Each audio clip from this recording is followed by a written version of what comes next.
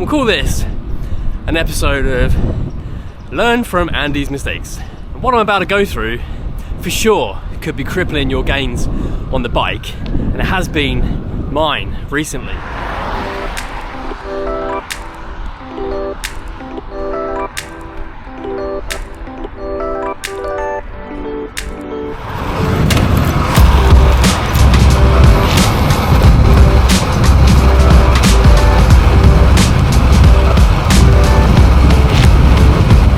Good morning. Welcome to another ultra cycling related video here in sunny England. If you watched any previous videos, thanks a lot for coming back. If this is your first one, my name's Andy. I'm an ultra cyclist on the south coast of the UK. Videos I make are about ultra cycling, training and adventures. Currently documenting my training for the transcontinental race. So if you have endurance goals of your own, subscribe, follow along. I'm sure there'll be something in there for you. Or maybe you'll teach me something. On the cards for today, I've got a bit of a short ride, to be honest, with good reason. I'll go into detail on why that is shortly. To be honest, weather's pretty poor, so it couldn't have come at a better time. Hopefully this footage isn't completely useless and you can hear a bit of what I'm saying. Just got a few hours planned today, staying fairly close to home, taking it pretty easy, essentially a recovery ride. I can't ride endurance at the moment, and I'll explain why. Makes quite a nice change, to be honest. Hopefully you're all well, looking after yourselves and getting the odd ride in. Let me know what you've been up to.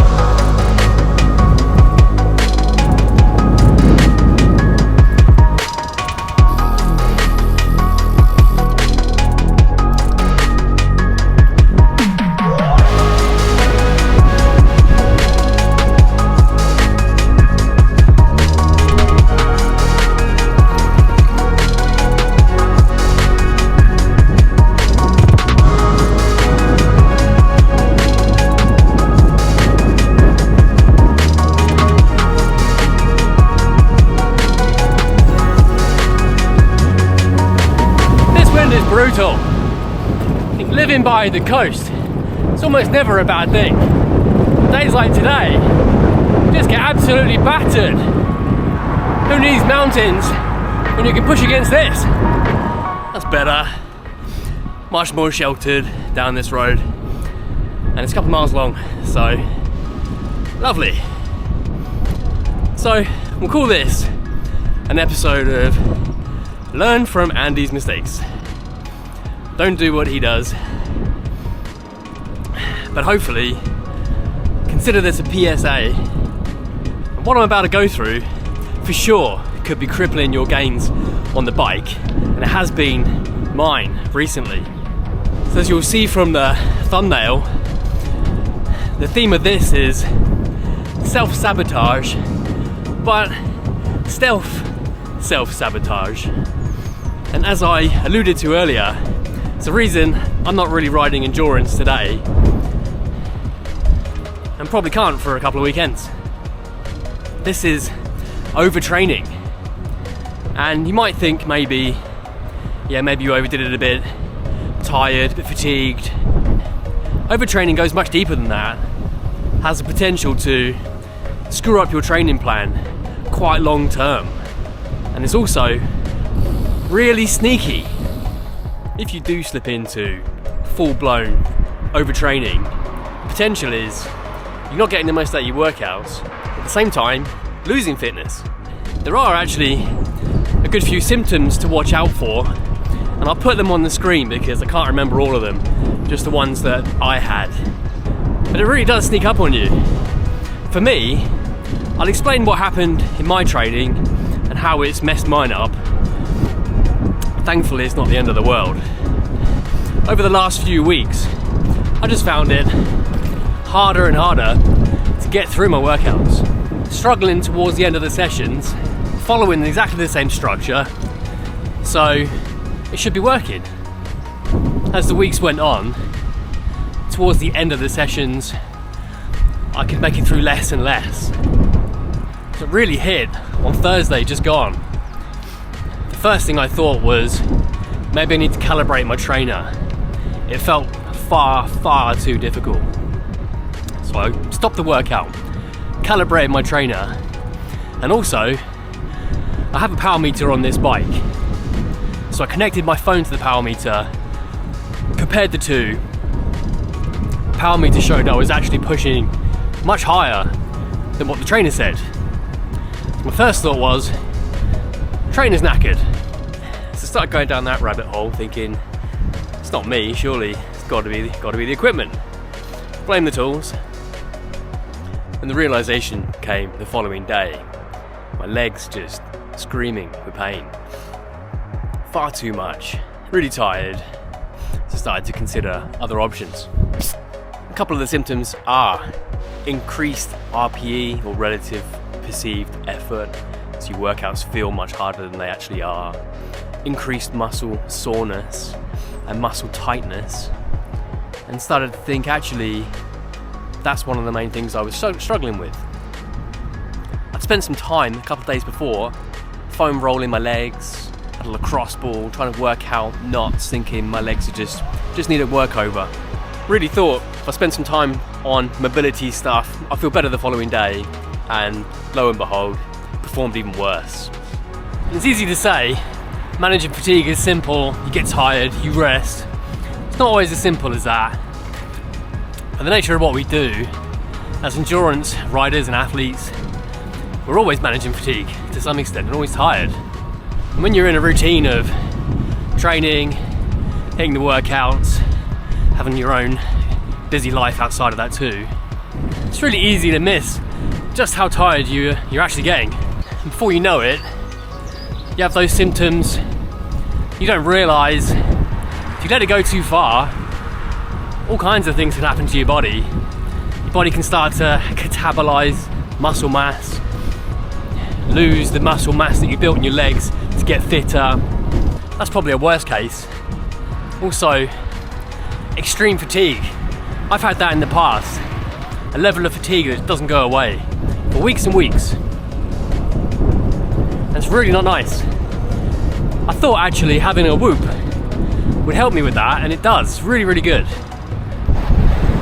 But overtraining can be extremely sneaky.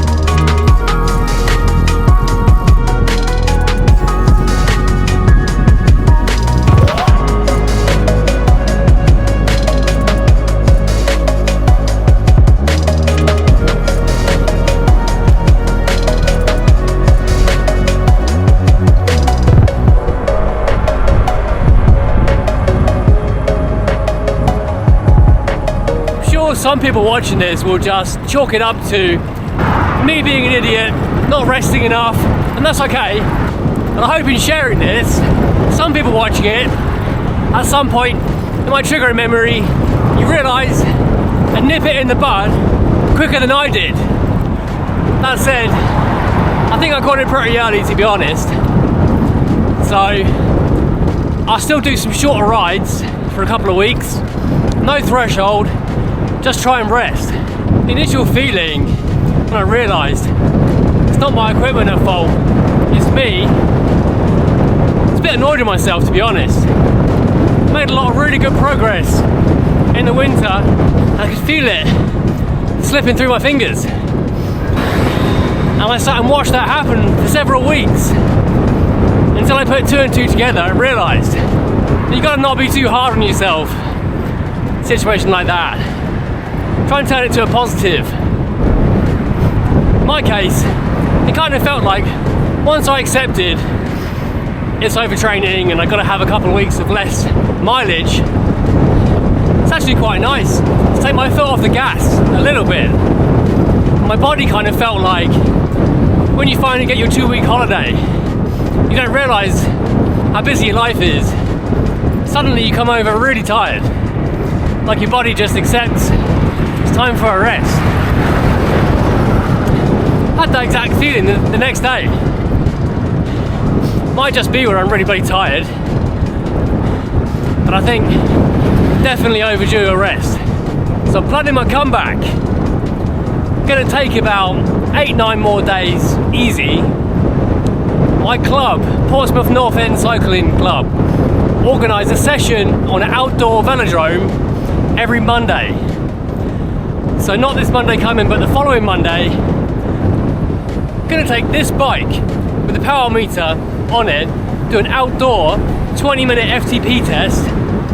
Whatever number that comes back with, I'll just accept it. Might be lower, but it'll be the right number to train from. Then I'll start doing my threshold sessions outdoors rather than on the trainer. It's getting close to spring now, so the weather's going to get a lot warmer. Much harder to produce the right numbers indoors once it gets to warmer weather. Hopefully after that, I can get a bit more quality training in before my first race in May. So here ends that particular story. If you weren't already aware of how bad overtraining can be and the extent of the impact it can have on your training plan, then hopefully it's stored mentally, and then if you get similar symptoms, you get over the bump in the road a bit more quickly than I have this time. As I'm sure you can see, not only is it incredibly windy, it's now raining too. So, some pretty standard British weather. Thankfully right now, I'm about 15 minutes from my house. So, not much more of this for me. Well, when it comes to riding through the city of Portsmouth, this is about as nice as it gets. So I'll say bye now. And if you watch until now, then thank you. Appreciate it, as always. Have a really good week. Look after yourselves. I'll see you on the next one.